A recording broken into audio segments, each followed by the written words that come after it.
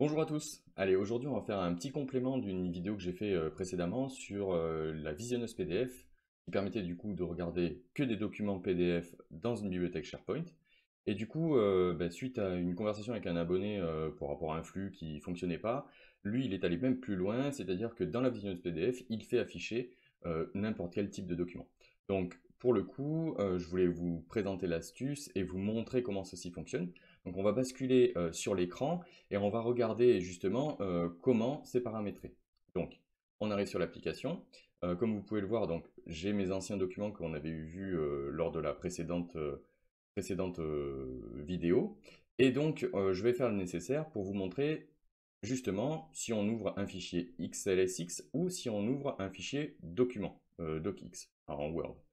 Donc, pour ceci, on va lancer l'application et on va déjà regarder ce qui se passe. Donc, lorsque je clique sur un document, celui-ci s'affiche. Bon, alors là, c'était déjà le cas, mais il va le recharger. Voilà, et on retrouve notre document et on peut le visionner. On va pouvoir justement l'agrandir, le réduire. Enfin voilà, on est dans la visionneuse PDF. Et comme vous pouvez le voir, ici, j'ai un document, donc tableau, en Excel. Et si je clique, automatiquement, il va aller l'ouvrir dans la visionneuse PDF, mais justement, on est dans la visionneuse PDF et on peut voir le document Excel. Ça marche pareil pour la partie Word. Hop là, il va m'ouvrir le petit Word, et là, comme vous pouvez le voir, donc c'est un CV avec quelques trucs cachés, mais voilà. Vous pouvez retrouver le document Excel ou Word. Donc pour le coup, on va se mettre en mode studio. Hop là, on va aller fermer ça pour pas que ça nous le dise à chaque fois. Et ce qu'on va regarder, c'est ce qu'on a paramétré donc dans la partie justement où on clique l'item, puisque du coup, dans le cas où on va aller chercher un document autre que PDF, on va pas avoir le besoin d'aller chercher le contenu du document. On va se baser sur la miniature.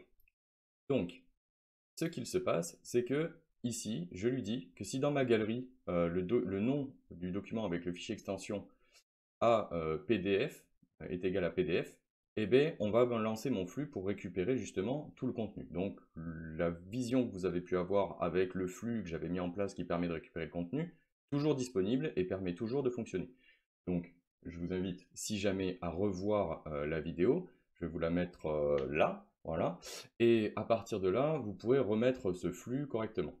Ce qu'il faut penser, c'est que quand vous voudrez faire autant de la visu d'un document PDF qu'un document Word ou Excel, ou autre, pour le coup j'ai fait avec Excel et Word, ça fonctionne, je pense qu'on peut essayer avec d'autres, vous aurez certainement de très bons résultats. À partir de là, donc, moi je vais être dans le cas quand je clique sur un document autre que PDF, de ne pas passer par cette partie-là, donc de ne pas lancer le flux. Et c'est là qu'en gros, on va aussi modifier quelque chose dans la visionneuse PDF.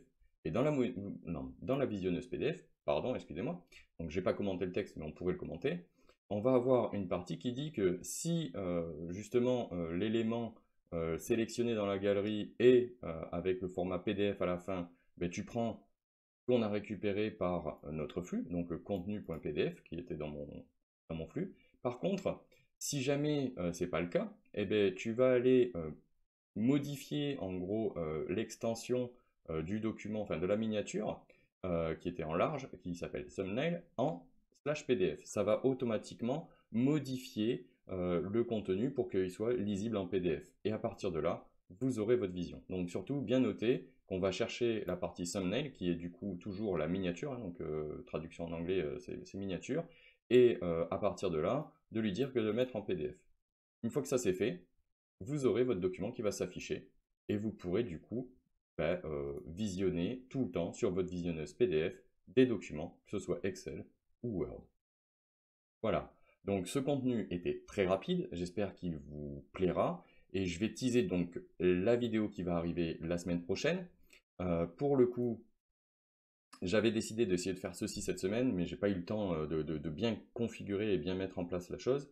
On va avoir une vidéo qui sera dédiée à créer une galerie avec de l'imbrication d'une autre galerie.